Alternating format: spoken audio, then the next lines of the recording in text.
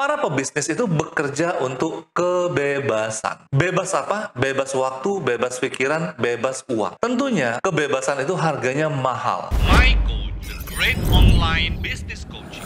Bismillahirrahmanirrahim. Innal hamdalillah nahmaduhu wa nasta'inuhu wa nastaghfiruh wa na'udzubillahi min syururi anfusina wa min sayyiati a'malina. May yahdihillahu fala mudhillalah wa may yudlilhu fala hadiyalah. Asyhadu an la ilaha illallah wa asyhadu anna Muhammadan abduhu wa rasuluhu la nabiyya ba'dah amma ba'du. Alhamdulillah Bapak Ibu semuanya, kita kembali lagi bertemu di acara Tunas, bantu UMKM naik kelas. Alhamdulillah dengan izin Allah kita diberikan waktu, kesempatan dan tentunya fokus ya, sehingga malam hari ini kita bisa berbagi buat para UMKM di seluruh Indonesia. Dan bagi yang pertama kali mengikuti acara ini acara apa sih Coach? Dan manfaatnya apa program ini gitu ya? Apakah berkala terus? Apakah materinya sama terus gitu? Atau berbeda-beda? Nah mungkin saya akan jelaskan dulu di awal nih bagi yang pertama kali join ya. Di sini ada beberapa orang yang baru pertama join kelihatannya aman. Nah ya. Terima kasih Coach. Ya sama-sama Mas Ari. Ya mohon dibantu ya. Nah jadi bagi yang baru pertama kali mengikuti acara ini. Saya akan jelaskan bahwa Tunas adalah acara serial bagaimana membangun UMKM agar bisa naik kelas, agar bisa berkembang bisnisnya, autopilot dan berkah. Sehingga ya materinya akan terus update, akan terus bersambung. Nah, saya sendiri sudah menyusun kurikulumnya atau urutan materinya sehingga terstruktur untuk bisa diikuti, dan bagi yang belum bisa mengikuti nanti bisa nonton rekamannya. Nah, kembali saya menjelaskan bahwa hari ini kita sudah masuk di judul yang kedua, yaitu hijrah dari pedagang ke pengusaha atau ke pebisnis. Yang sebelumnya kita membahas tentang fundamental mindset sukses. Nah, di sini yang kemarin ya, minggu lalu ya, fundamental bisnis sukses. Mungkin bagi yang terlambat atau tidak mengikuti sesi yang kemarin, bisa mendengarkan di YouTube. Berikutnya, minggu depan, kita akan membangun value bisnis agar terhindar dari perang harga. Ini yang penting banget. Banyak UMKM yang baru berdiri atau bahkan yang sudah lama kebingungan. Karena kompetitor semakin banyak, kemiripan barang semakin banyak, apalagi produknya bisa ditiru, sehingga banting-bantingan harga. Nah, di pertemuan ketiga besok kita akan bahas. Berikutnya kita akan bahas lagi adalah bagaimana menciptakan bisnis tanpa persaingan. Wah, ini menarik sekali ya. Bagaimana kita bukan memonopoli, tapi bagaimana persaingan itu tidak relevan. Yang maksudnya kita ini unggul ya, kita punya warna yang berbeda. Ya, kita punya kekhasan yang berbeda sehingga pesaing itu tidak bisa meniru kita. Nah, di pertemuan kelima kita akan membahas tentang semua produk itu bisa laris, meski di saat krisis, meski di saat apapun situasinya. Kemudian di pertemuan keenam kita akan membahas tentang sales funnel. Nah, ilmunya mulai mengerucut kepada selling ya, dan bagaimana melejitkan omset. Di pertemuan ketujuh kita akan membina hubungan dengan konsumen agar omset kita bisa stabil. Kita bicara tentang CRM atau CRM, Customer Relationship Management. Baik. Di pertemuan ke-8 nanti kita akan membahas tentang melejitkan bisnis dalam situasi apapun. Oke. Dan kemudian di pertemuan ke-9, teknik jualan B2B. Nah, bagi yang belum memahami bahwa bisnis itu ada yang B2C, ada yang B2B. B2C artinya kita jualan retail dengan eceran, B2B artinya kita bermitra dengan perusahaan-perusahaan besar, volumenya skala besar, tapi pembayarannya juga agak tertempo gitu ya. Nah, bagaimana nih strateginya Coach agar bisa bersaing dengan kompetitor yang lain dan agar bisa memenangkan hati klien-klien kita. Di pertemuan ke-10 kita akan bicara tentang teknik closing hingga omset miliaran. Nah, ini yang menarik sekali ya. Kemudian menjadi pemimpin ya, dan yang tegas dan dicintai. Karena biasanya kalau yang tegas itu nggak dicintai, bahkan nggak disukai. Tapi yang dicintai itu kan biasanya yang lunak-lunak, yang lembek-lembek, yang penuh dengan toleransi. Nah, ini kan menarik pembahasannya ya di pertemuan ke-11. Bagaimana menjadi pemimpin yang tegas dan dicintai.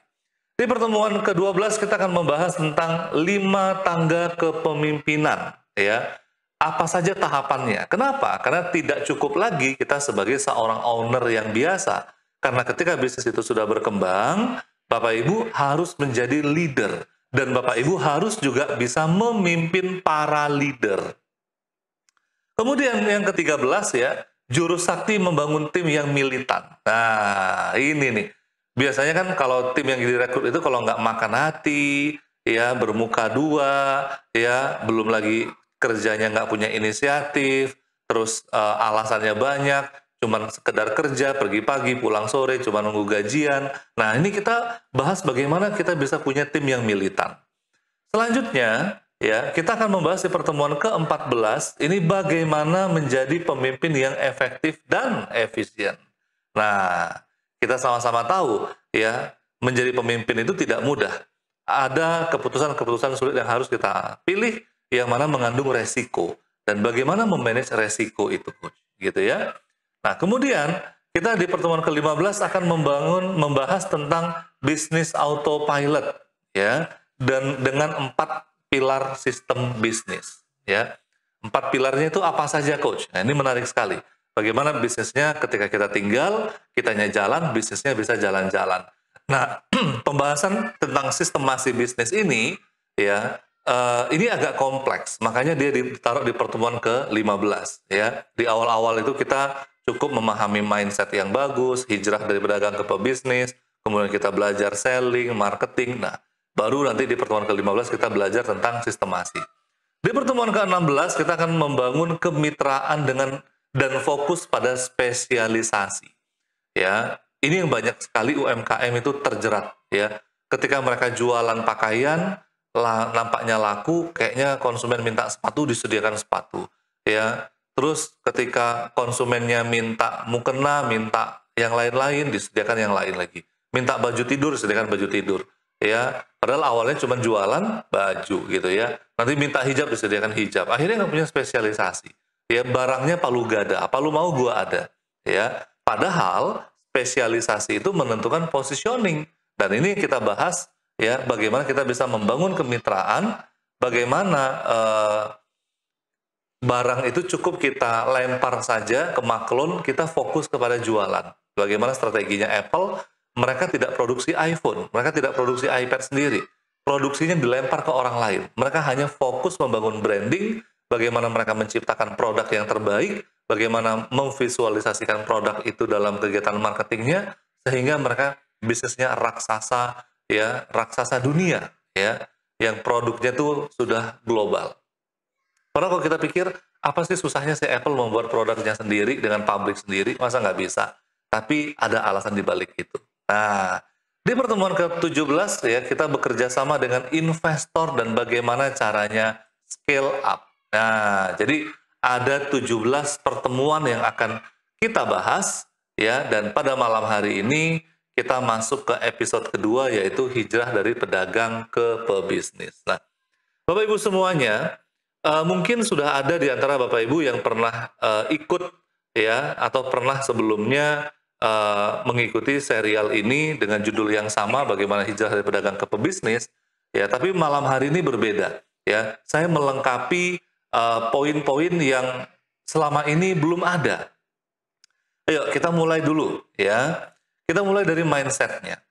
Ya, pernah nggak Bapak Ibu merasakan permasalahan ini? Ya, merasa kalau bisnis sudah tidak seperti dulu lagi. Coach, ya sekarang kok kompetisi semakin sulit ya, Coach ya. Coach, bisnis semakin besar tapi semakin nggak punya waktu dan saya semakin nggak bisa menikmati. Saya harus terus jaga toko. Kalau nggak dijaga toko, anak-anak ini nggak punya inisiatif. Ya, semakin banyak cabang, kualitas produknya semakin turun. Cabang yang ada sayanya itu yang omsetnya gede. Cabang yang nggak ada sayanya itu omsetnya aduh nggak karu-karuan, Coach. Ya, bisnis nggak jalan sesuai dengan planning dan aset terancam disita bank. Kenapa? Karena modal yang saya tahu itu cuma dari bank, Coach. Kalau nggak pakai bank nggak bisa jalan. Sementara omset nggak stabil, cicilannya pasti, ya omset tidak pasti. Ya, kemudian Coach ya punya banyak bidang bisnis. Ketika saya buat sate, ya satenya rame, saya buka bakso. baksonya rame, satenya yang sepi. Ya, ketika saya lihat, saya mau memperbaiki sate, baksonya turun. Atau bahkan ketika sudah ada sate, sudah ada bakso, saya kepikiran lagi kayaknya jual bisnis hijab ini bagus juga karena bisa dibuat online. Akhirnya bikin hijab dan seterusnya. Punya banyak bisnis tapi nggak fokus, akhirnya serba nanggung. Nah, ini sederet permasalahan-permasalahan para UMKM yang mungkin dirasakan, ya, dan juga tidak kalah ya di sini sudah lama menjalani tapi untungnya nggak kelihatan, hanya pas-pasan makan saja. Padahal ya itu konsumennya rame, trafficnya tinggi, tapi kok untungnya nggak nampak nih coach. Ya ada sih untungnya, itu dijadikan barang lagi atau jadi 2 cabang. Ya, tapi saya nggak bisa menikmati, nggak bisa buat rumah, nggak bisa beli mobil gitu ya. Jadi kadang-kadang bisnisnya gede, ownernya belum tentu bisa menikmati. Coach, jualan sekarang ini susah, ekonomi sedang turun. Padahal ini alasan aja. Banyak sekali pengusaha yang entah itu di pandemi, setelah pandemi, bahkan di 2024 ini yang katanya sedang sulit, ya. Dulu kita dengar 2023 itu gelap, resesi. Kenyataannya banyak sekali UMKM yang tumbuh. Ya, bakmi gacoan itu omsetnya sampai triliunan, padahal itu baru bisnis kulinernya, kan gitu ya. Nah, kemudian saya juga harus jagain toko terus nih coach, ya. Kalau nggak ada saya, ya itulah, ya. Nah, ini akhirnya kecapean, ya. Akhirnya nggak punya waktu, ya. Dan merasa dagangan orang itu lebih bagus, ya. Dagangan sendiri tidak sebagus dagangan orang. Akhirnya rumput tetangga terlihat lebih hijau. Nah, Bapak Ibu semuanya, malam hari ini tolong dicatat, tolong direnungkan baik-baik. Pertanyaannya, mau dibawa kemana bisnis ini? Karena bisnis itu perkembangannya sangat amat cepat.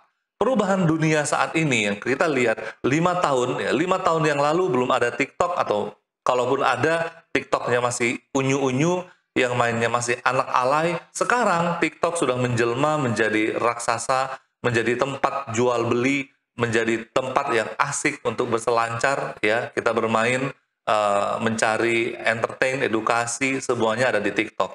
5 tahun yang lalu style jualan itu nggak semasif hari ini online-nya, gitu ya. 5 tahun yang lalu juga masih banyak hal-hal yang istilah-istilahnya belum ada, ya. Tapi di tahun 2024 bahkan yang lama-lama itu sudah tidak relevan lagi.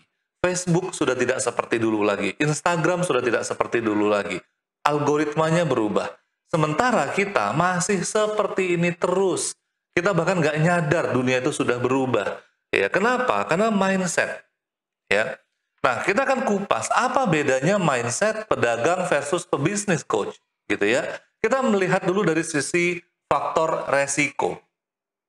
Pedagang melihat sebuah resiko adalah karyawan yang profesional. Makanya mereka senang merekrut karyawan yang amatiran, ya, atau bahkan yang masih magang, yang fresh graduate, atau yang bahkan tamat SMA, gitu ya. Kenapa? Bisa digaji murah. Sementara para pebisnis justru khawatir dengan karyawan yang amatir. Karena apa? Karena pekerjaannya tidak bisa dipertanggungjawabkan. Karena karyawan yang amatir harus diajarin lagi, nunggu mereka belajar, aduh itu habisin waktu, ya. Nah, mindsetnya para pedagang itu dasar pengambilan keputusannya itu berdasarkan prasangka. Sementara para pebisnis itu berdasarkan fakta dan data. Sehingga banyak sekali para UMKM pengusaha kita ini nggak bisa membaca data. Nggak bisa baca data laporan keuangan, nggak bisa baca data iklan, nggak bisa baca data konsumen, sehingga semuanya pakai prasangka. Kayaknya sepatu yang model ini yang rame, yang dinikmati coach. Oke, di stok banyak, taunya boncos, taunya nggak laku. Akhirnya stoknya numpuk di gudang. Nah, kemudian beda mindset lagi ada fokus. Ya, kefokusan seorang pedagang ini fokus pada beli barang dagang. Ini yang saya katakan di awal tadi. Banyak para pedagang itu dagangannya banyak, inventorinya penuh, ya gudangnya penuh, tapi dia nggak bisa menikmati. Nggak ada mobil, nggak ada rumah, anak sekolah susah. Kenapa? Karena banyak dead stock. Ya, dia mikir itu semakin lengkap barang dagangannya, semakin konsumen suka. Padahal kalau kita lihat, ya para pebisnis itu mereka semakin spesifik barangnya, semakin niche, ya, itu mereka semakin laris, ya, semakin punya positioning, ya. Para pebisnis itu justru fokusnya ke investasi iklan. Apa itu investasi iklan, Coach? Bagaimana ketika mereka iklan, mereka dapatkan database, mereka dapatkan insight. Insight ini yang digunakan untuk meretargeting para konsumennya. Ya, jadi mereka tidak fokus dengan barang dagangannya, tapi fokus kepada bagaimana barang dagangan itu laku melalui iklan. Ya, untuk membahas tentang investasi iklan ini ada pembahasan tersendiri tentang selling, nantinya akan saya bahas di pertemuan berikutnya, gitu ya. Nah, para pedagang ini justru takut untuk beriklan, ya, baik itu iklan Facebook Ads, iklan Google Ads, iklan yang kekinian, ya, TikTok Ads, ya. Kenapa? Aduh, mending saya numpuk barang, Coach. Ya, mending saya upgrade barang, perbagus toko. Halo, bagus pun tokonya, trafficnya rendah, ya nggak ada yang beli juga barangnya, gitu. Sementara ketika kita iklan, kita dapatkan database, ya, iklan itu kemudian semakin besar database-nya, semakin spesifik orang itu bisa kita target. Nah, di sini yang sering kita kenal adalah iklan ngejar-ngejar konsumen. Maksudnya apa? Bapak Ibu ngerasa nggak ketika buka HP gitu ya, cari-cari tentang kamera, nanti main Facebook iklan kameranya nongol, main Instagram kameranya nongol, main apa lagi? Google kameranya nongol. Akhirnya beli aja lah kameranya. Kenapa? Karena iklan itu terus ngejar Bapak Ibu. Ya, itu namanya retargeting. Nah, kemudian pola kerja dari para pedagang ini berbeda banget. Ya, mereka fokus dengan bekerja, ya, kemudian menghasilkan uang, ya, maaf. Di sini mereka kerja, menghasilkan uang, kerja, menghasilkan uang. Maksudnya kerja apa? Awalnya tokonya sendiri, dia yang belanja, dia yang melayani konsumen, dia yang serba semuanya, keuangan. Akhirnya dia dapat karyawan. Dapat karyawan bukan dilatih, tapi cuma sekedar helper, ya. Nggak ada dia, ya uang nggak datang. Ya, dia sakit, ya tokonya dibuka, itu dia was-was. Kenapa? Karena kalau nggak ada dia, uang itu bisa nggak lancar. Berbeda dengan para pebisnis, yang mana mereka bekerja membangun aset, membangun sistem, yang mana sistem yang menghasilkan uang. Jadi mereka tidak fokus kepada uangnya, tapi fokus kepada sistemnya. Kenapa? Karena tujuannya ketika tidak bisa bekerja, sistem yang mengcover. Ya, kita akan bahas sistem itu apa, Coach, gitu ya. Nah, selanjutnya Bapak Ibu, para pebisnis itu bekerja untuk kebebasan. Ya. Bebas apa? Bebas waktu, bebas pikiran, bebas uang. Ya, tentunya kebebasan itu harganya mahal. Ya, sama seperti kemerdekaan negara ini bayarannya mahal. Dibayar oleh para pejuang kita dengan darah, keringat, air mata, pengorbanan harta, dan segala macamnya. Begitu juga dengan para pebisnis. Membangun sistem itu tidak semudah membalikkan telapak tangan. Ya. Tapi akhirnya apa? Yang didapat adalah, wow, ya mereka bisa bebas uang, bebas waktu, dan bebas pikiran. Ya. Nah, berbeda dengan para pedagang. Mereka hanya berpikir saat ini. Saat ini yang penting toko saya laku, ya, ada pembeli, saya bisa makan, ya, atau tabung buat beli rumah, atau tabung buat beli mobil, kredit, ya, dan segala macamnya. Dan mereka terbius biasanya dengan uang. Banyak sekali para pedagang yang terbius dengan uang ini, bahkan terbius dengan riba, ya. Ketika mereka dapatkan uang gitu ya, mereka mencicil dengan riba, ya, baik itu rumah, mobil gitu ya, hanya untuk gaya hidup gitu ya. Nah, padahal bisnisnya gitu-gitu aja. Ketika mereka sakit, ketika mereka nggak lagi bisa ke toko, mereka sudah mulai meleng, omsetnya turun, baru kelabakan. Ya, sementara para pebisnis itu mereka menunda kesenangan. Nah, kalau gitu, Coach, ya, bisnis itu sama dengan aset dong. Iya, kita dikatakan membangun bisnis ketika kita bisa berhasil membangun aset. Ya, tanpa aset tidak ada bisnis. Nah, Aset itu sendiri terbagi dua, Bapak Ibu. Ada tangible asset, ada intangible asset. Tangible asset ada properti, ya, gedung, ya, intellectual property juga sama. Ya, ini juga aset. Ya, intellectual property itu seperti hak paten, ya, merek dagang dan lain-lainnya. Ya, ada database konsumen. Ini juga tangible asset. Banyak para pengusaha itu tidak memahami tentang database. Padahal database ini meskipun nanti kita pindah toko, meskipun kita bangkrut, meskipun kita terkena dampak apapun itu, database ini yang menyelamatkan kita. Saya pribadi diselamatkan alhamdulillah oleh database itu berkali-kali, ya. Nah, sementara intangible asset ini adalah diri sendiri. Ini aset yang paling mahal, ya. Bayangkan, Bill Gates itu ketika dilepas di pedalaman Afrika, ya, itu dilepas tanpa uang sepeser pun, tetap dia akan bisa menjadi kaya kembali, dia akan menjadi sukses kembali. Kenapa? Karena dirinya itu sudah sukses. Ilmu itu sudah menempel di dalam dirinya, ya. Kemudian yang menjadi tangible asset lainnya adalah karyawan. Ini yang banyak pengusaha lupakan, ya. Mereka tidak membuat jenjang karir, mereka tidak memanusiakan karyawannya, ya. Mereka tidak membangun sistem bagaimana karyawan itu bisa loyal. Akhirnya apa? Berganti-ganti terus karyawannya, capek ngajarinnya lagi, gitu, ya. Dan kemudian tangible asset yang nggak kalah penting adalah brand. Nah, brand ini, ya, ini luar biasa banget Bapak Ibu, ya. Brand ini bisa lebih tinggi harganya daripada properti, bisa lebih tinggi harganya daripada tangible asset. Nah, baik. Kemudian Bapak Ibu, banyak sekali para pedagang yang mayoritas terjebak dengan tangible asset. Ya, fokusnya itu memperbesar barang dagangnya, memperbanyak barang dagangnya, beli kendaraan operasional, pindah gudang, dan seterusnya. Merasa sudah punya aset besar, padahal sebenarnya tidak ada. Ya, kenapa saya bilang tidak ada? Ketika karyawan itu silih berganti, ya gitu lagi, barang dagangannya mandek, ya, kemudian bisnisnya juga ikutan mandek, gitu ya. Karena yang menjalankan bisnis itu adalah karyawan, gitu. Ya, yang menjalankan roda bisnis itu adalah orang-orang profesional, bukan barang. Barang itu ya cuma sekedar materi aja, nggak bisa bergerak, ya. Nah, kemudian ya tidak mampu mendelegasikan bisnis sepenuhnya. Ini yang banyak sekali penyakitnya, ya. Coach, saya susah percaya sama karyawan karena kalau saya ajarin nanti dia keluar buka bisnis sendiri jadi rivalnya saya. Atau coach, ini karyawan ini kalau pintar malah minter-minterin saya.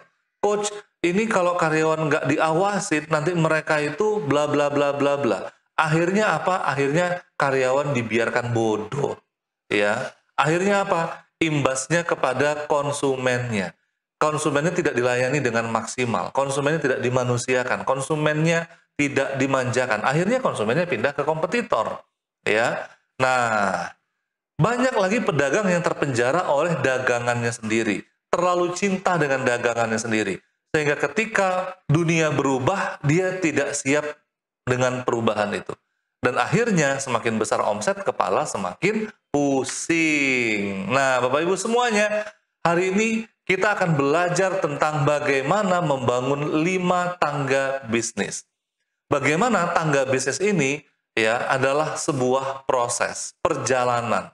Bagaimana kita dari membangun bisnis dari nol, bahkan dari minus, hingga punya bisnis yang besar, miliaran, bahkan triliunan menjadi sebuah korporasi. Tidak lagi UMKM. Bapak Ibu semuanya, ada 5 tangga bisnis yang akan kita lewati.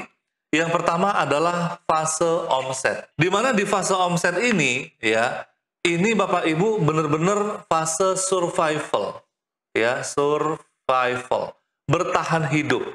Yang penting bisnisnya jalan. Yang penting bisa makan. Nggak ada untung juga nggak apa-apa. Ya. Yang penting karyawan gajian. Nah, ini fase survival. Ya. Makanya fokus di omset. Nah, kalimatnya ini yang penting itu tadi. Yang penting bisa jualan, yang penting dapat makan, yang penting nggak nombok. Database itu menjadi aset kunci. banyak sekali, bahkan saya katakan mayoritas, mungkin 99% pengusaha UMKM tidak membangun aset. Mereka tidak punya database konsumen. Yang mereka lakukan adalah nunggu jualannya bisa dibeli orang, nunggu jualannya dibeli oleh konsumen, ya. Sehingga apa? Banyak waktu terbuang, banyak waktu yang tidak efektif.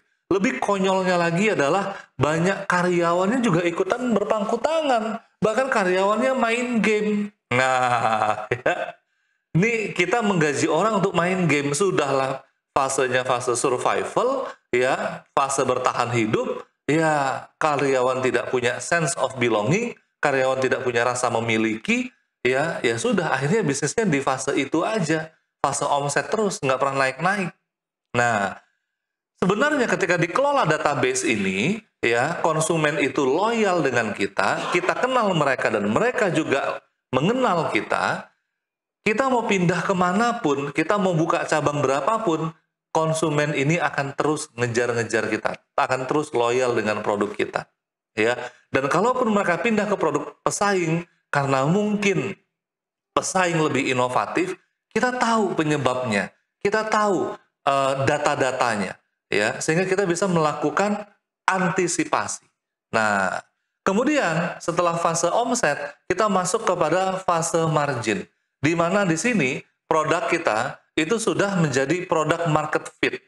Maksudnya produk market fit adalah produk kita cocok, ya, dengan market. Ya, produknya nggak perlu banyak, yang penting cocok dan diminati. Sudah terbukti. Nah, di sini banyak sekali para pengusaha harusnya mengeliminasi produk. Mereka fokus dengan positioning. Nah, ya, dan yang dikembangkan adalah sales system, sistem penjualannya, ya. Dan kemudian asetnya, nah, yang warna merah ini aset. Asetnya adalah tim solid yang kompeten. Di sini aset kita adalah tim-tim yang profesional. Kita mulai merekrut orang dengan bayaran yang tinggi. Otomatis kita harus bisa mengukur kinerja mereka. Otomatis kinerja mereka harus bisa memberikan dampak yang besar, ya. Dan di sini disebut dengan fase margin karena margin kita itu tebel, ya, bisa untuk pengembangan selanjutnya. Pengembangan apa? Ke fase sistemasi, di mana omset sudah stabil, bahkan mungkin kita punya beberapa cabang, ya, standarisasinya juga sudah jelas, dan kita punya aset yang bernama integrated online system. Jadi sistemnya online, terintegrasi, dan sistem ini, ya, itu bisa dipantau dari manapun. Nah, nanti kita akan bahas bagaimana coach cara membangun integrated online system ini. Karena tidak mudah, ya. Kita punya ada divisi marketing, ada divisi HRD, ada divisi operasional, keuangan, IT, dan segala macamnya. Bagaimana mensistemasi itu dan mengkolaborasikannya, mengintegrasikannya sehingga bisnis itu bisa ditinggal, ya. Kita bisa mulai semi autopilot. Kenapa semi autopilot, coach? Karena orang-orangnya belum terbentuk dengan utuh.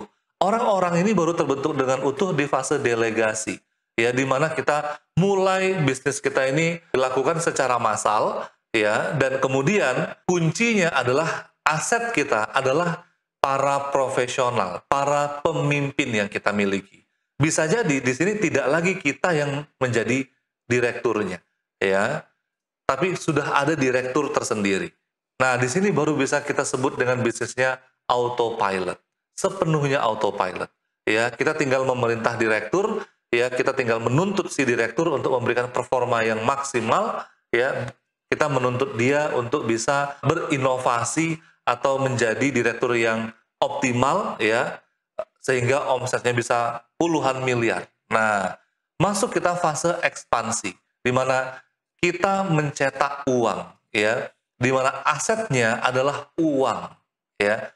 Kita akan mengakuisisi perusahaan atau kita akan scale up bisnis. Nah, itu nanti di fase ekspansi, ya. Nah, Bapak Ibu, kita akan masuk ke pembahasan satu persatu. Nah, sebelum kita membahas permasalahan satu persatunya, pertanyaannya adalah di mana posisi bisnis Anda. Nah, ini menentukan di mana strategi bisnis Anda, ya. Apakah Anda di fase omset apakah Anda di fase margin, apakah Anda di fase sistemasi, ini menentukan langkah Anda berikutnya. Nah, kita bahas satu persatu dulu ya. Ya, kita akan hijrah dari pedagang ke pebisnis. Kenapa? Karena dengan hijrah ini bisnis kita bisa growth dan sustainable. Banyak sekali para pedagang yang mati, yang sekarang sudah tidak berdagang lagi karena punah dengan situasi. Situasi sudah berubah, sementara mereka tidak berubah. Ya, kita lihat bagaimana sepinya Tanah Abang. Kita lihat bagaimana para pedagang ini dari tahun ke tahun nggak berubah. Ya, kenapa? Karena mereka tidak membangun aset dan tidak membangun sistem. Sementara yang kita harapkan dari menjadi pebisnis, bisnis kita berkembang dan sustainable, bisa diwariskan. Nah, yuk kita bahas satu persatu. Ya, yang pertama adalah fase omset. Di fase omset ini ada 4 poin kunci. Yang pertama adalah di mana segmen Anda. Ketika kita bisa menentukan segmen, di situ keberhasilan bisnis kita. Ketika segmen itu kita katakan, oh semuanya, saya menjual untuk semuanya coach. Mau yang tua, mau yang muda, mau yang miskin, mau yang kaya, bisa membeli produk saya. Tandanya Anda belum berbisnis. Dan siap-siap produk Anda sepi pembeli. Kenapa? Karena tidak ada pembeli yang spesifik. Ya. Kemudian, ya, siapa target market Anda? Ini lebih spesifik lagi. Ya, daripada segmen ini lebih spesifik target market. Target market itu adalah orang yang akan membeli produk kita, yang akan berlangganan dengan produk kita, dan bagaimana saluran penjualan Anda. Bagaimana sales funnel-nya. Bagaimana produk kita bisa sampai ke tangan konsumen. Nah, ini akan kita bahas lebih spesifik di episode berikutnya tentang sales funnel. Banyak sekali para pengusaha UMKM, mereka itu menggunakan banyak channel, menggunakan Instagram, menggunakan TikTok, YouTube, tapi semuanya tanggung, semuanya itu kecil-kecil. Ya, traffic di Instagramnya kecil, di TikToknya kecil, di YouTube apalagi, ya, di Facebook lebih kecil lagi. Akhirnya apa? Merasa sudah menggunakan channel promosi online, ya, tapi omsetnya gitu-gitu aja. Kenapa? Karena nggak ada saluran penjualan yang difokuskan. Mereka nggak ngerti tentang customer journey. Nah, ya. Dan paling penting lagi adalah bagaimana cara merawat konsumen. Nah, ini kita bicara tentang CRM, Customer Relationship Management. Ya, di sini kita bicara tentang database. Nah, database nanti dibagi menjadi 4. Ya, ada data calon konsumen, ada data konsumen kita, ada data orang-orang yang sudah loyal dengan produk kita, ada data orang-orang yang tadinya loyal sekarang menjadi resellernya kita. Nah, dari pemakai jadi pengedar. Bahasanya ngeri banget coach. Tapi memang itu realita. Ya, ketika kita tidak punya database, ya orang mempromosikan kita dari mulut ke mulut itu nggak terukur Bapak Ibu. Ya, bahkan kita merasa bisnis kita dipromosikan dari mulut ke mulut, tapi kita tidak bisa memaksimalkan itu. Ya, nah, baik. Nah, di fase omset ini sebenarnya belum perlu ya SOP. Tapi yang paling penting adalah peraturan perusahaan.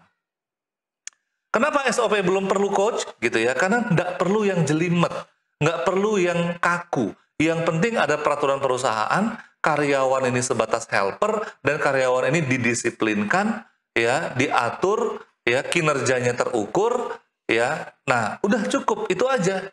Ya. Nah, kemudian belum perlu karyawan yang profesional. Nah, karyawan yang amatir nggak apa-apa, karena mereka sebatas helper, penolong, ya, tukang bantuin kita, gitu ya, tukang bersih-bersih, atau yang menyusun barang, gitu ya. Kemudian belum perlu strategi marketing. Kok bisa coach, gitu ya? Karena yang penting adalah strategi selling. Marketing dan selling ini dua hal yang sangat berbeda. Marketing kita bicara bagaimana menggarap market share, ya. Sementara selling itu kita bicara jualan. Ya, marketing itu kita bagaimana memenangkan persaingan, sementara selling itu mendapatkan omset. Ya, nah dan belum perlu juga branding. Ya, yang penting adalah cash flow manajemennya. Jadi di sini fokusnya selling, selling, dan selling. Nah, kita lanjut lagi Bapak Ibu semuanya. Di sini ya, di mana segmen Anda? Ya, nah ini yang penting sekali Bapak Ibu semuanya. Segmen tadi kita bagi menjadi 5. Ada segmen fisiologis, mereka ini yang penting makan, yang penting minum, yang penting tidur, yang penting berpakaian. Jadi kalimatnya itu yang penting. Ya, kalau jualan nasi goreng yang penting banyak, murah, gitu kan ya. Nah, berbeda dengan konsumen yang punya mencari rasa aman. Ya, mereka ingin nasi goreng yang nggak pakai micin. Ya, mereka ingin nasi goreng yang sehat. Mereka ingin makanan yang enak. Nah, ya. Kemudian beda lagi dengan status sosial ya, konsumen yang ketika membeli produk, mereka itu melihat sosialnya ya. Saya ini dianggap sebagai siapa? Nah, ketika menggunakan produk itu ya, mereka yang butuh afeksi, relasi dan keluarga. Maksudnya apa? Mereka butuh diakui, butuh punya komunitas tertentu ya ketika menggunakan produk kita. Nah, kemudian ada lagi segmen yang butuh penghargaan ya, pencapaian, status, tanggung jawab, reputasi. Waduh, ini lebih tajam lagi ya. Kalau tadi sosial itu disebut dengan sosialita, kalau yang penghargaan ini mereka high end lagi. Dan yang paling tinggi adalah aktualisasi diri. Kalau kita bicara mobil atau kita bicara produk, ya produk contohnya mobil, yang fisiologis ini mobilnya LCGC, ya low cost green car, ya Ayla gitulah ya. Kalau yang rasa aman, ya ini Avanza gitu ya, atau Xenia, ya. Sosial berarti dia ini Fortuner, ya Pajero gitu ya. Kalau yang penghargaan, wah ini mulai Mercy, BMW. Kalau yang aktualisasi diri gitu ya, wah ini Rolls Royce ya, Rolls Royce, wah yang harganya belasan miliar gitu ya. Nah, Bapak Ibu bisa proyeksikan produknya Bapak Ibu. Ketika Bapak Ibu jualan burger, burgernya mau main di segmen yang mana? Nah, semakin tajam segmen kita, produk itu akan semakin laris. Ya, karena konsumen itu semakin merasa ini produk ini gue banget nih, gitu. Ya. Nah, baik, kita masuk ke fase kedua yaitu fase margin. Di fase kedua ada 4 poin kunci lagi nih Bapak Ibu, ya. Apakah produk Anda sudah teruji di market? Nah, ini kita harus melewati fase pertama tadi. Di mana kalau fase pertama ada segmen yang tepat, produk yang tepat. Nah, ketika kita sudah tahu konsumen itu butuhnya apa, ya udah kita jualan itu aja, ya, nggak usah jualan yang lain, ya. Nah, kemudian apa keunikan produk kita? Nah, jadi semakin produk kita punya positioning yang tepat, semakin produk itu laku. Nanti kita akan cerita bagaimana positioning itu. Dan di sini aset kita adalah tim. Siapa orang-orang kunci kita? Ya, kita mulai mempekerjakan orang profesional, meski cuma 1 orang atau 2 orang, ya. Tapi mereka profesional, mereka leader yang memimpin helper-helper, orang-orang di bawahnya, ya, memimpin para staff atau memimpin anggota yang freelance dan semisalnya, ya. Apa yang membuat omset Anda bisa tetap stabil? Nah, yang membuat omset kita bisa stabil adalah CRM, ya, database yang sudah diolah. Tadi kalau di fase omset kita sebatas punya database untuk menghubungi mereka, kalau di fase margin ini lebih dalam lagi. Kita bahkan membuat komunitas, ya, sehingga mereka bangga, ya, menjadi bagian dari konsumen kita. Nah, di sini Bapak Ibu ada yang namanya USP atau Unique Selling Proposition, keunikan produk, ya. Nah, keunikan produk ini kita cukup pilih salah satu saja, ya. Bapak Ibu semuanya, banyak UMKM yang salah kaprah, ya, merasa bahwa coach saya ini secara fungsi produk oke, harga terbaik, servis luar biasa, kualitas nggak usah ditanya, tapi kok sepi. Iya, kenapa? Karena USP Anda tidak tajam. Harusnya Anda pilih salah satu saja. Anda menjadi produk yang fungsinya paling lengkap, paling kuat. Produknya fungsinya paling efektif, paling nyaman digunakan. Harganya mahal, ya sesuai dong dengan kualitas produk Anda, gitu kan ya. Servisnya nggak gitu bagus, iya, tapi kan produknya bagus. Orang akan tertutupi servisnya dengan fungsi produk Anda. Nah, ini pilih salah satu, ya. Atau dari segi bahan, bahan ini terbaik, ya diproses dengan luar biasa, coach, gitu ya. Tapi mungkin harganya mahal, atau Anda membidik segmen yang di atas, gitu, ya. Servisnya nggak terlalu bagus, nggak apa-apa. Karena apa? Karena tertolong oleh bahan dari produk Anda, tidak dimiliki oleh kompetitor yang lainnya. Saya punya permisalan ini, di sini ada 4 kategori mobil. Nah, Bapak Ibu semuanya, kenapa saya contohin mobil ini supaya Bapak Ibu bisa memahami, ya, nanti dikonversikan ke bisnis Bapak Ibu, kira-kira USP saya ini apa, gitu ya. Nah, di dalam bisnis itu ada industri, ya. Nah, kita ambil contoh ini adalah industri mobil mewah. Ya, industri mobil mewah ini kompetitornya ada Mercedes-Benz, BMW, Volvo, dan Audi. Ya, yang mana mereka masing-masing punya positioning, punya USP tersendiri.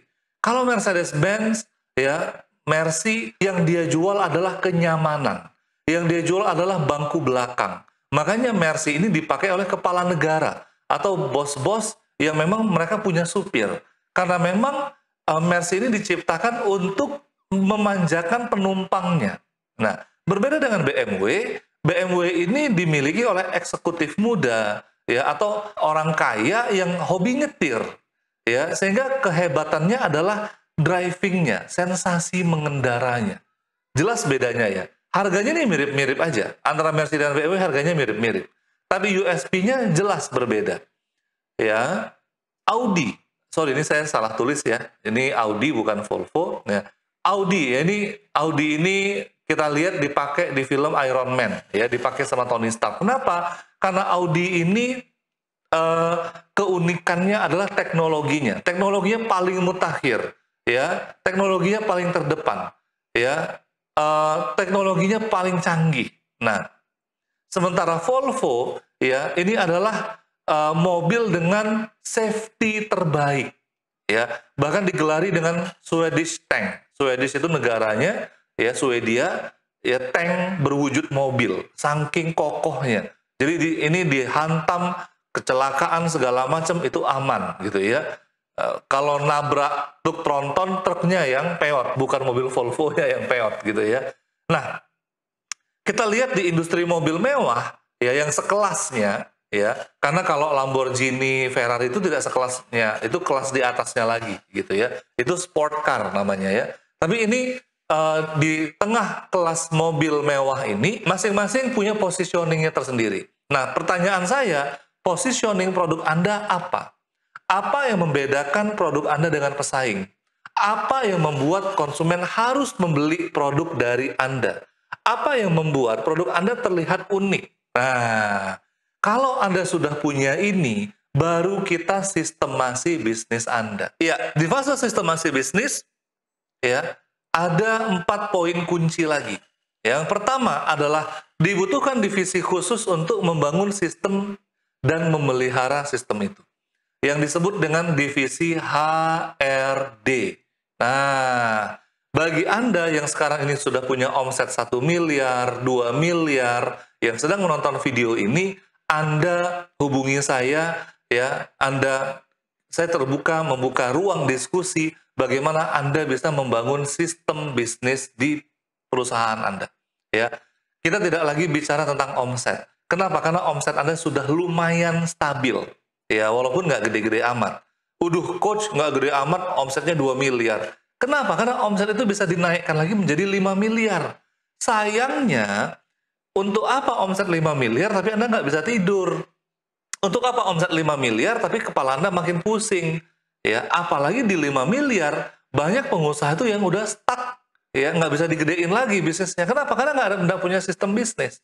Ya, Nah, sistem itu harus senantiasa update dan di-upgrade. Nah, kemudian sistem itu harus online dan terintegrasi. Dan kemudian kita bangun budaya perusahaan agar sistem itu memiliki ruh. Karena yang menjalankan sistem bisnis ini adalah orangnya, SDM kita. Tanpa SDM yang handal, sistem itu ya cuma sekedar perangkat aja gitu ya. Coach, sistem itu seperti apa sih? Sistem itu seperti tubuh manusia ya, yang mana ada sistem peredaran darah, ada sistem transportasi tubuh, ada sistem pencernaan, ya, ada sistem kekebalan tubuh. Sistem yang mana terdiri dari beberapa komponen. Kalau kita bicara tentang sistem pencernaan, komponennya ada mulut, ya, ada kerongkongan, ada tenggorokan, ada lambung, usus besar, usus halus, ada dubur, gitu ya.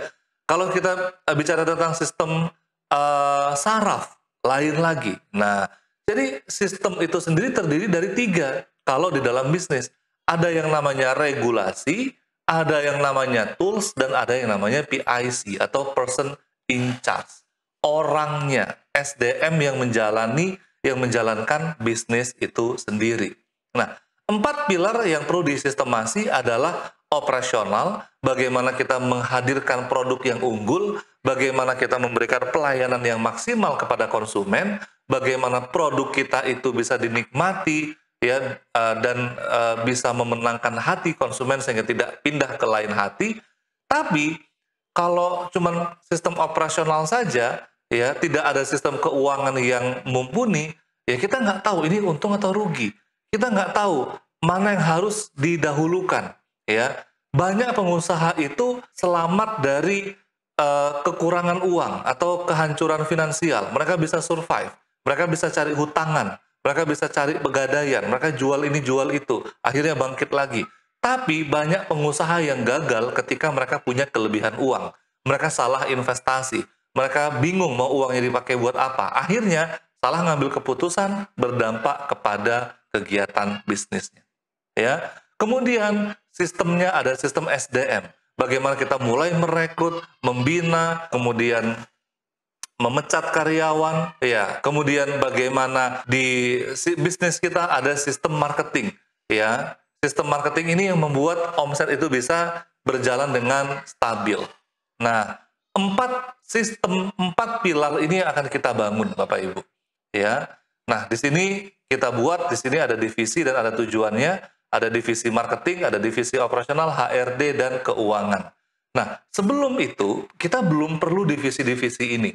Semuanya merangkap aja. Kalau kita tangganya masih di tangga margin, atau di bawah lagi, gitu ya, masih belum perlu divisi. Ya, kita perlu divisi ini ketika omset sudah mulai stabil, gitu ya, cabang sudah mulai ada beberapa, dan ini harus disistemasi, harus distandarisasi. Oke, di marketing kita butuh selling, marketing, dan branding. Ya, di operasional kita butuh customer satisfaction, kepuasan konsumen, kecepatan layanan, efektif dan efisien pelayanan, rantai pasokan, dan inventory management. Supaya apa? Supaya barang tidak numpuk di gudang. Supaya efektif operasionalnya. Supaya konsumen kita merasa diperhatikan, menjadi raja, gitu ya.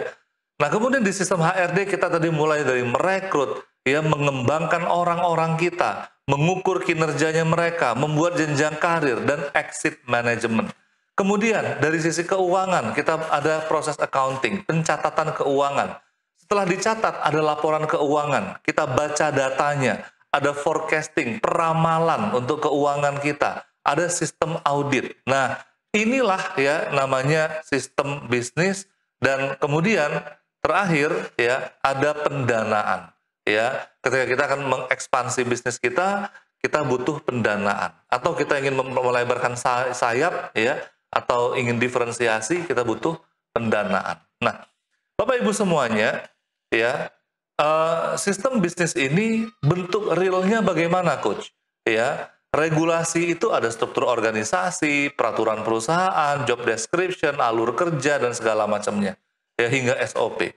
Kemudian PIC tadi, ada apa aja, Coach? Kuncinya adalah skill, integritas, dan passion. Jadi, kunci dari orang-orang kita itu harus memiliki ini, SIP namanya. Ya, karyawan itu SIP, skill, integritas, dan passion. Kemudian kita punya tools. Toolsnya adalah leadership, ya, kepemimpinan. Kemudian pengukuran kinerja, kemudian software dan hardware. Ini tools yang kita gunakan untuk menilai sistem yang berjalan di bisnis kita. Nah, baik Bapak Ibu semuanya, kita masuk ke fase delegasi. Di mana 4 poin kuncinya adalah apa yang membuat para profesional ini mau mengikuti kita? Jawabannya adalah kepemimpinan. Di sini kita tidak lagi memimpin follower, tapi kita memimpin para pemimpin, Bapak Ibu. Ya, di fase ini, Bapak Ibu, para pemimpin ini tidak mau nurut kecuali kita menjadi pemimpin yang lebih bijak. Nah, ya, bagaimana cara mencetak leader sebanyak-banyaknya? Makanya di level ini kita mulai mempekerjakan direktur. Ya, direkturnya digaji besar, tapi direkturnya semuanya ngerjain, pokoknya dia punya tanggung jawab yang penuh terhadap bisnis kita. Direktur memimpin para GM, GM memimpin manajer, manajer memimpin supervisor, supervisor memimpin staff. Nah, ini dia. Ya, bagaimana kita mencetak leader. Dan banyak sekali kesalahan di mana kita menjadikan orang yang senior yang jadi leader. Padahal senioritas belum tentu cocok untuk menduduki posisi pemimpin. Pemimpin adalah orang yang punya pengaruh, orang yang punya kompetensi, dan orang yang punya karakter yang kuat, sehingga dia diikuti oleh bawahannya. Omongannya didengar, dan dia punya visi. Ya, bagaimana agar sistem dan SDM itu bisa klop? Nah, di sini nih, ya. Jadi sistem yang sudah capek-capek kita buat tadi, ya, ini klop, ya, dengan bisnis kita, ya. Nah, apa yang membuat para leader ini loyal dengan sepenuh hati? Karena apa? Karena kita mempekerjakan para profesional ini seperti kita mempekerjakan harimau atau memelihara harimau. Ketika salah kita memeliharanya, kita yang diterkam. Tapi ketika kita bisa mengendarainya, kita bisa memeliharanya, mereka bisa berburu untuk kita. Nah, makanya banyak sekali para profesional itu jadi kutu loncat. Ya, loncat di perusahaan ini, loncat di perusahaan sana. Kenapa? Karena tidak ada sistem yang membuat mereka loyal. Tidak ada hal yang membuat mereka harus membela perusahaan ini dengan mati-matian, gitu. Nah, kita harus bedakan dulu apa bedanya bos dengan pemimpin. Kalau bos, ya, dia ini mencari kesalahan, ya, lebih memberikan punishment. Sementara kalau leader, dia yang memperbaiki kesalahan, ya. Nah, kemudian kalau bos itu menakut-nakuti, ya, bos itu menakut-nakutinya gimana? Kamu kalau nggak kerja nanti dipecat. Kamu kalau ini nggak selesai nanti dihukum. Kamu ini harus bisa bla bla bla bla bla. Sementara leader atau pemimpin, dia yang mengenerate antusiasme, dia yang membakar semangat timnya, ya. Dimotivasi timnya, diarahkan, diajarkan, dibimbing, ya. Nah, bos itu mendrive karyawan. Maksudnya mendrive karyawan itu apa? Mendorong karyawan. Enggak ubahnya para karyawan itu, ya maaf, cuma disuruh-suruh aja, ya. Akhirnya apa? Karyawannya nggak punya inisiatif, ya. Berbeda dengan leader. Leader ini membuat karyawan itu bisa terperdayakan, ya. Tim itu di coaching, ya. Coaching itu bagaimana, coach? Membuat karyawan ini mandiri, membuat karyawan bisa berpikir, dan karyawan ini punya solusi. Jadi tidak tergantung dengan atasannya. Mereka punya inisiatif yang tinggi. Nah, sementara bos itu memberikan perintah, ya, leader itu bertanya. Bertanya apa? Yuk, apa lagi yang mau kita kerjakan? Yuk, goals kita adalah 1 miliar. Pertama, apa langkah kita? Itu namanya leader, ya. Nah, kalau bos itu menggunakan orang, sementara leader developing people, membangun orang, ya, membangun tim. Maksudnya membangun tim apa? Yang tadinya tim itu mereka staff, ya, dididik dididik ya, kemudian diberikan mandat, dipercaya, akhirnya mereka bisa naik level menjadi supervisor. Supervisor mereka dididik lagi, di training lagi, dikembangkan lagi, diberikan kepercayaan. Oh salah, nggak apa-apa ya, kemudian melakukan kekeliruan, dimotivasi, akhirnya supervisor naik menjadi manajer. Manajer begitu lagi, diberikan kecakapan lagi, diberikan training lagi, akhirnya menjadi GM dan seterusnya. Itulah tugas leader, ya. Nah, Bapak Ibu, sampai di sini ini pembahasannya semakin berat ya. Kenapa? Karena untuk menjadi leader sejati, kita harus membuka katup kita, ya. Katup itu seperti botol. Katup itu adalah pembatas diri kita. Ini bagi yang punya bisnis yang sudah mulai ratusan juta atau miliaran, ini sering mengalami permasalahan ini. Ya, tidak bisa mendelegasikan karena ego. Kenapa? Karena nggak ada yang bisa mengerjakan sebaik saya, Coach.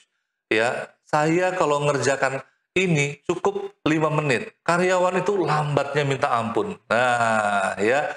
Atau takut tersaingi, ya. Takut karyawan pintar, ya. Idealis, ya. Ini pokoknya coach harus perfect gitu ya. Padahal sebenarnya kalau didelegasikan, karyawan itu diajarkan, karyawan itu diberikan mandat, diberikan kesempatan, hasilnya juga akan bagus. Ya, merasa, nah ini nih, merasa paling berjasa, merasa sudah optimal, padahal belum maksimal, gitu ya, karena nggak ada alat ukurnya, ya, haus apa? Haus akan pujian, haus akan prestasi, tidak pernah merasa cukup, gitu ya. Kenapa? Karena kerjanya cuman memerintah, karena kerjanya cuman pengen dapat hasil, tidak melihat sebuah proses. Dan di sini merasa aman, ya, pokoknya semuanya stabil, ya, tidak ada perubahan. Padahal bisnis yang besar adalah bisnis yang berubah. Bisnis yang berubah butuh pengorbanan, ya, butuh melapangkan hati untuk menerima masukan dari bawahan. Ya, buka pikiran kita, Bapak Ibu semuanya. Nah, sampai di sini Bapak Ibu, ya, kita akan masuk ke fase yang terakhir, fase kelima, yaitu fase ekspansi bisnis. Di mana ketika ekspansi, kita bisa memilih untuk scale up bisnis, ya, bisnisnya tetap satu, misalnya ini bisnis Bapak Ibu hijab, tetap hijabnya dikembangkan menjadi omsetnya puluhan miliar, atau Bapak Ibu diversifikasi bisnis. Ya, tadinya bisnisnya hijab, mulai diversifikasi ke baju, ya, atau ke mukena, atau ke yang lainnya, ya, atau bahkan diversifikasi yang berbeda banget nih, ya, yang tadinya kita jual hijab, sekarang kita jual makanan, gitu ya. Boleh nggak, Coach? Boleh, karena uangnya udah banyak, ya. Kita sudah bisnis yang pertama ini sudah autopilot, kita tinggal buka cabang yang lain, kita tinggal ekspansi ke bisnis yang lainnya. Atau Coach, ya, kita membangun ekosistem bisnis, ya, di mana ini saling terintegrasi. Ya, kita bisnis hijab, ya, hijab ini membutuhkan apa? Pabrik. Oh, kita buat pabriknya juga, ya. Terus hijab ini butuh apa lagi? Butuh toko. Oh, kita sediakan tokonya. Jadi semuanya itu terintegrasi, ya. Jadi bisnisnya konglomerasi, ya, atau bisnis konglomerasi itu bisnis yang besar, gitu ya, corporate, begitu ya. Ya, sah-sah saja, nggak ada masalah, ya. Kenapa? Karena uangnya ada, ya. Tapi jangan salah, Bapak Ibu. Banyak fase ekspansi ini yang gagal, ya. Seperti halnya Coca-Cola, mereka pernah masuk ke industri perfilman dan akhirnya gagal total, ya. Bagaimana Apple, mereka masuk ke industri otomotif dan akhirnya gagal total, ya. Dan karena fase ekspansi ini butuh tahapan lagi, ya. Kita lihat bagaimana Apple, ya, mereka fokus membeli perusahaan daripada buat perusahaan baru. Karena membuat perusahaan baru itu nggak segampang yang kita pikirkan, gitu ya.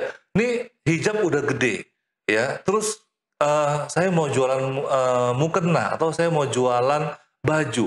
Daripada buat dari awal, mending akuisisi produsen baju yang sudah ada, tempelin mereknya kita, udah jualan. Nah, ini yang dilakukan perusahaan-perusahaan besar, ya. Begitu juga dengan Tesla, ya, Tesla. Tesla buka kesempatan akuisisi untuk perusahaan tambang, di mana dia membuat perusahaan tambang nikel, ya, untuk mensupport nikel bagi baterai Tesla, ya. Nah, ini juga ekspansi bisnis. Kenapa? Teslanya sudah begitu besar, gitu ya. Nah, Bapak Ibu semuanya, kaidah investasi, kita masuk ke dalam investasi. Investasi ini sangat amat berbeda dengan bisnis, ya. Kalau tadi kita bicara tentang bisnis, 5 fase bisnis. Nah, di sini kemungkinan besar ketika kita sudah fase ekspansi, kita juga menjadi seorang investor, ya. Investor itu berbeda sekali, ya. Jangan pernah berbisnis dengan orang yang karakternya buruk. Ketika kita melihat kita mau berekspansi nih, kita mau membeli bisnis, ya. Membeli bisnis itu kan sekaligus sama timnya, orang-orangnya juga kita beli, gitu kan ya. Jangan pernah berbisnis dengan orang yang karakternya buruk. Kenapa? Karena kita bisa ditikam, dan uang yang kita korbankan itu nggak akan balik lagi, gitu ya. Anda harus pesimis. Nah, ini yang menarik, bahwa kalau kita berbisnis, kita harus optimis. Tapi kalau kita jadi investor, kita harus pesimis. Maksudnya pesimis apa, Coach? Maksudnya kita harus buat segala kemungkinan bagaimana bisnis ini rugi. Kalau rugi, uang kita nol. Ya, uang kita habis. Semua jerih payah yang kita bangun sia-sia. Kalau investasi itu mulai dari angka yang besar. Makanya harus hati-hati. Makanya tidak bisa sembarangan ambil langkah. Anda harus jadi orang yang pesimis dulu. Anda harus melihat segala celah. Ketika celah-celah kebangkrutan, celah-celah kegagalan itu tertutup semua, Anda melihat ini bisnisnya perfect, baru Anda invest. Kalau tidak, Anda jangan invest, ya. Jangan sungkan untuk mengatakan tidak dan Anda pilih bisnis yang lain, ya. Nah, kemudian Anda harus tidak fokus, itu investasi. Kalau berbisnis, Anda harus fokus, ya. Sementara kalau Anda investasi, Anda harus diversifikasi. Anda harus meletakkan telur di beberapa keranjang, ya. Anda tidak boleh fokus. Nah, ini kebalikannya, ya. Kemudian, ya, ini seperti konsep menombak ikan di sungai, ya, menangkap ikan dengan tombak di sungai. Maksudnya apa? Ketika kita akan menombak ikan, ini kita akan mengeker ikan itu. Kita akan fokus kita ke ikan itu, gitu ya. Setelah kita kunci fokusnya, kita tancapkan tombak dan kita dapatkan ikannya. Sama dengan prinsip investasi. Anda mulai dengan angka, mungkin 1 miliar, 2 miliar, atau mungkin 100 juta, 200 juta. Jangan sampai, ya, uang Anda hilang sia-sia hanya gara-gara Anda menangkap ikan yang salah. Ikan yang salah itu apa? Mungkin bisnisnya tidak potensial, atau bisnisnya ini dikendarai oleh orang yang karakternya buruk, ya. Makanya Anda harus fokus melihat sisi-sisi kelemahan-kelemahan dari bisnis itu. Ya, semakin banyak kelemahannya, Anda tinggalkan aja bisnis itu. Anda beralih ke kesepakatan yang lainnya. Itulah teknik investasi. Ya, rumus investasi adalah jangan sampai Anda kehilangan uang. Ya, jangan sampai Anda kehilangan uang, karena ini hasil keringat semuanya, Pak. Ketika Anda salah ambil keputusan, ya, Anda gagal, Anda harus ulang lagi. Semua uang yang Anda bangun itu sia-sia. Ya, nah, baik Bapak Ibu semuanya, baik. Iya, sendiri tanpa kekasih, sekian dan terima kasih. Oke, thank you, ya. Oke, maka berakhirlah pembahasan kita pada malam hari ini, ya. Dan kita buka masuk ke sesi tanya jawab. Ya, silahkan bagi yang ingin bertanya, Bapak Ibu semuanya, kita berikan kesempatan mungkin bagi 3 penanya, ya. Nggak terasa ini kita sudah jam 9:30, ya, kita sudah 1 jam bersama, ya, silahkan.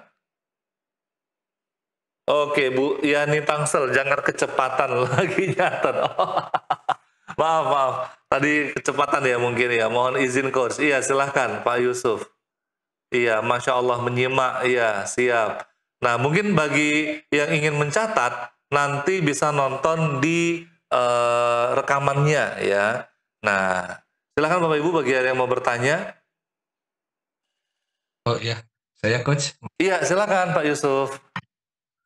Terima kasih atas waktu dan ilmunya. Semoga Allah balas dengan keberkahan buat coach dan keluarga. Amin, amin ya rabbal alamin. Masya Allah, makasih banyak doanya Pak Yusuf. Begini coach, saya kan sering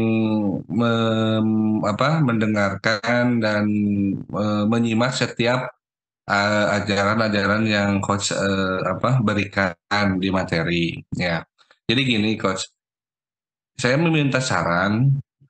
Bisnis saya kan dulu itu di 2017 itu saya fokus dengan adik itu di konstruksi Iya. dengan kalau saya menganalisa dari obrolan coach itu saya itu bisnisnya dagang bukan bisnis Baik, dagang. baik, baik, baik, baik, baik. Alhamdulillah pas pandemi juga masih stabil karena kan saya fokus di servis tadi coach ya. Oke. Cuma tadi itu kesalahan kita itu tadi itu pas ekspansi produk baru kita nggak pesimis di di investasinya. Oke, terlalu optimis ya. Nah betul, saya berhasil di dunia konstruksi ini dari minus waktu itu berdua sampai punya aset lah.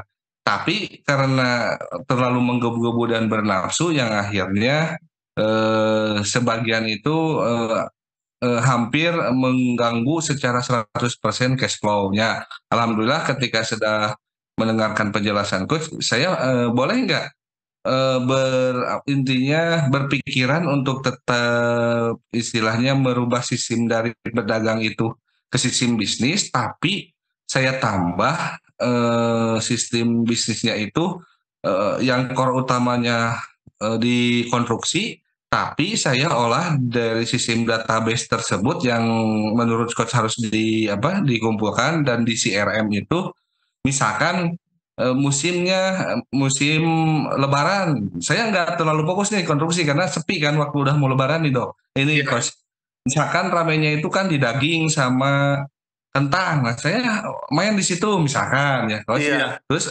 yang misalnya sekarang kan mau masuk ini nih posisinya mau samenan anak-anak nih, mau perpisahan sekolah. Saya fokusnya posisi gitu di itu boleh nggak kalau seperti itu coach? Seperti itu misalnya, mohon maaf ini Mbak ya.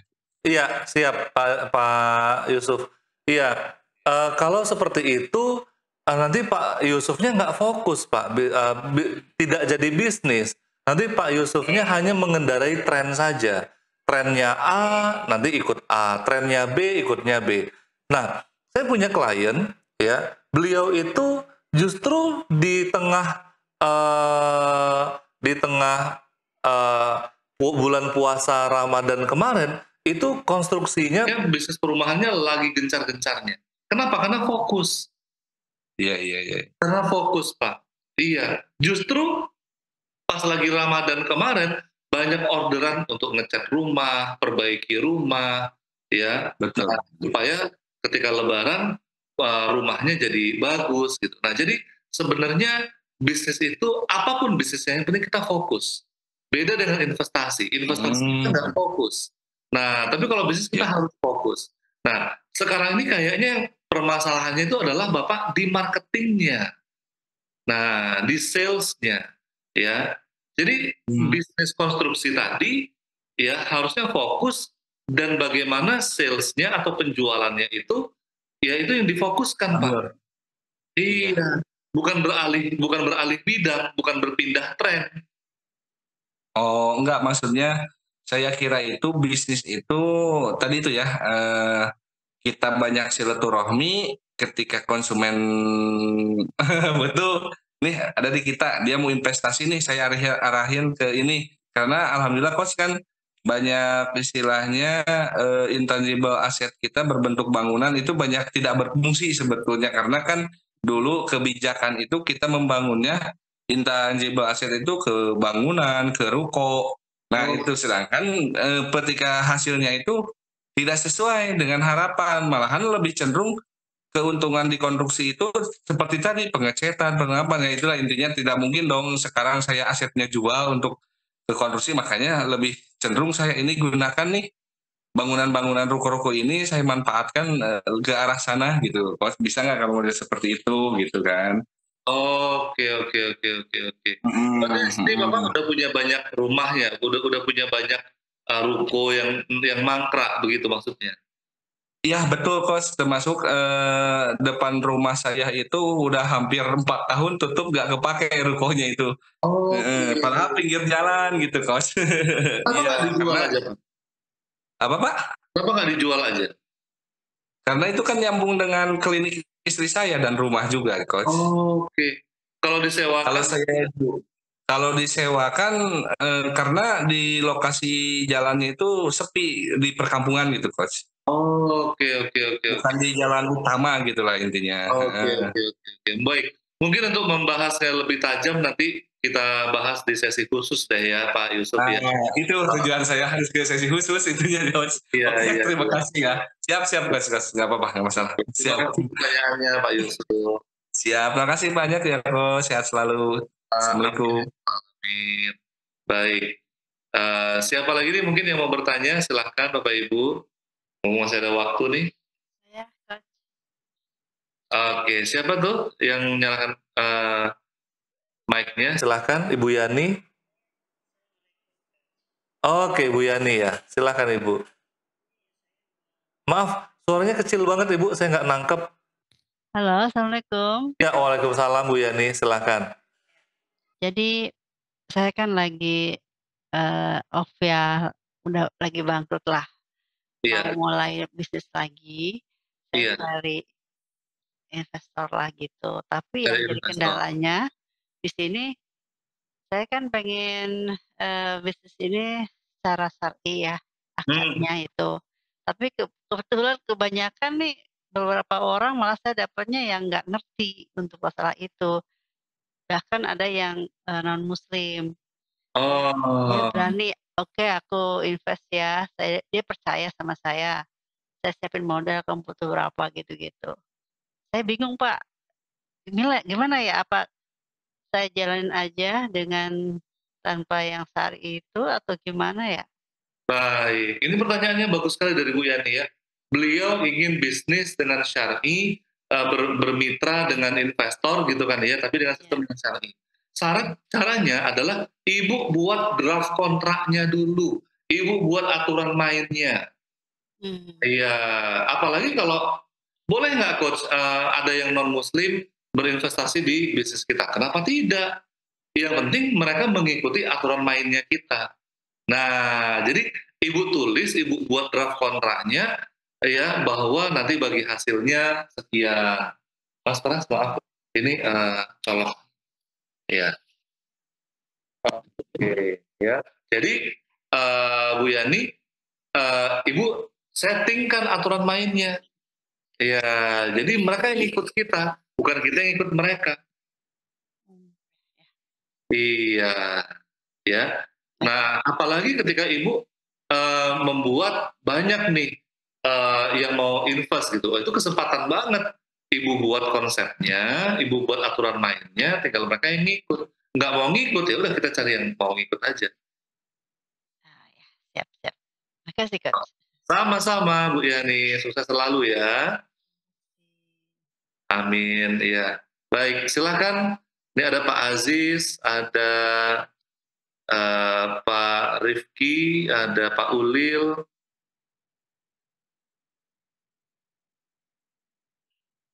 Pak Aziz gimana nih Pak Aziz?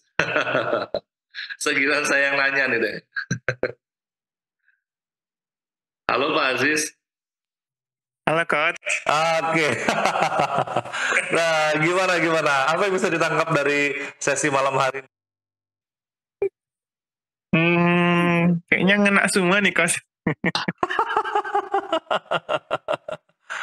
Oke, apa tuh yang paling mengena tuh? Tadi itu sih ini Coach. Pertama kan ini beda bos sama leader ya Coach. Kayaknya ada berapa poin kena sih. Berarti selama ini jadi bos gitu ya? Tanpa disadari sih Coach. Tanpa disadari, Masya Allah.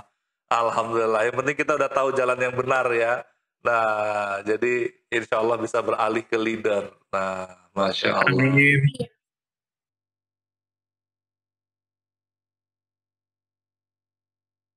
Cukup sih, Coach.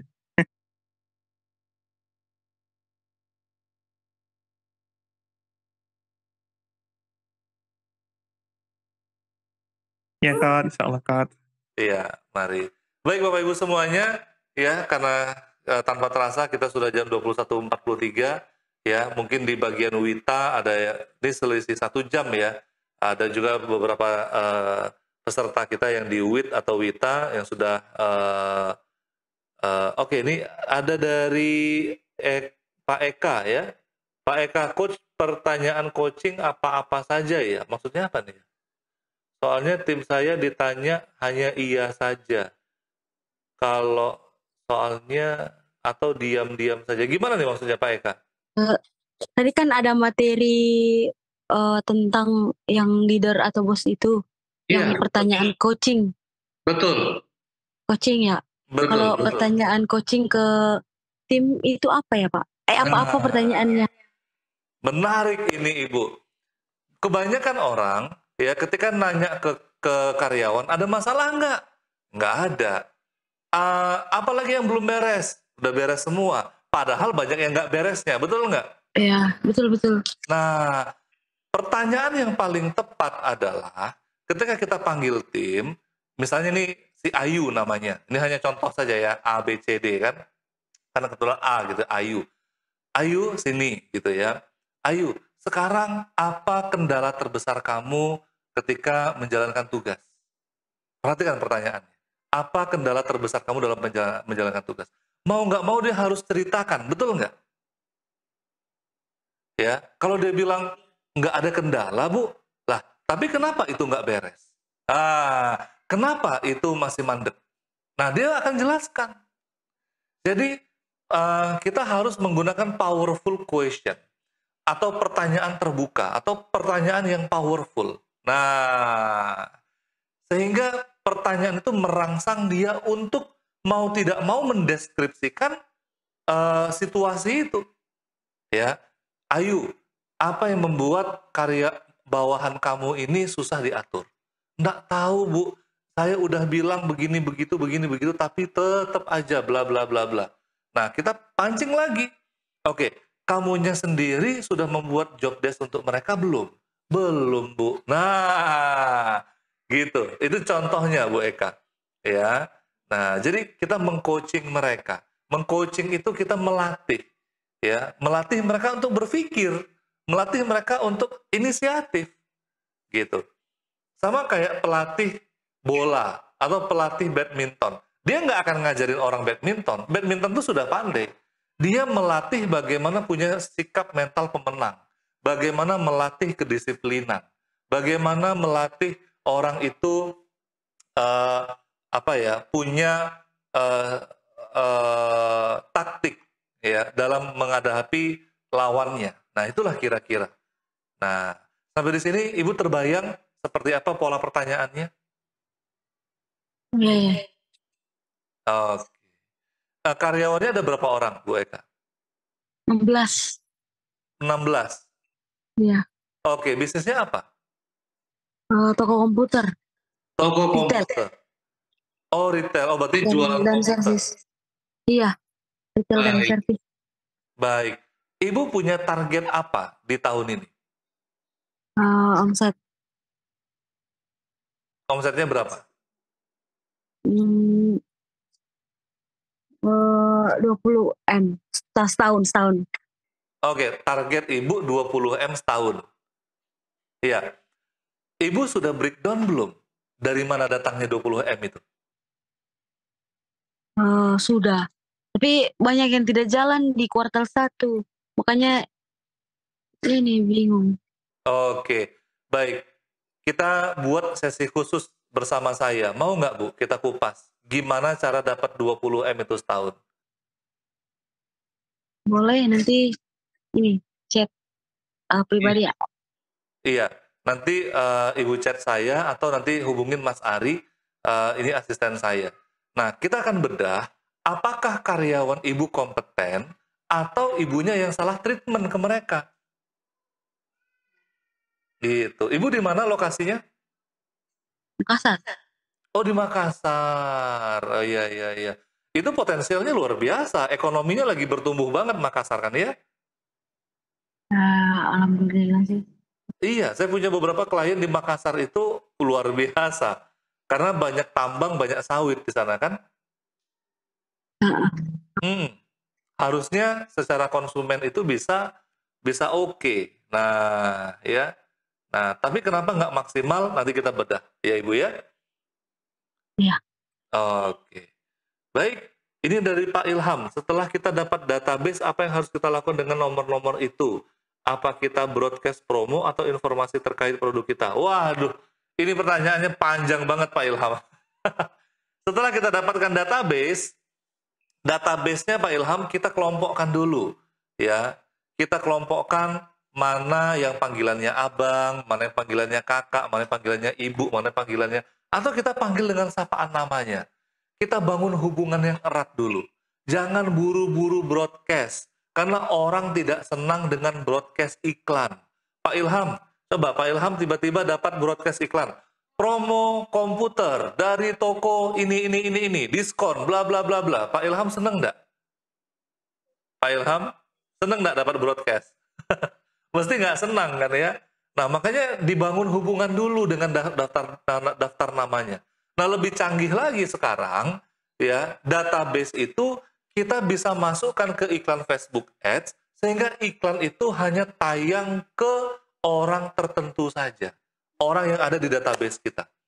Jadi misalnya Pak Ilham punya database 30.000 orang atau 50.000 orang, maka iklan itu hanya muncul di 50.000 orang itu saja.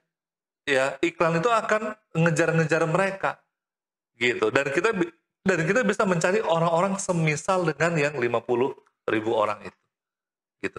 Paham maksud saya Pak Ilham? Jadi database itu powerfulnya luar biasa ya. Kemudian Bu Yani, silakan Bu Yani, ada yang mau ditanyakan? Assalamualaikum. Waalaikumsalam warahmatullahi. Iya. Saya rencana mau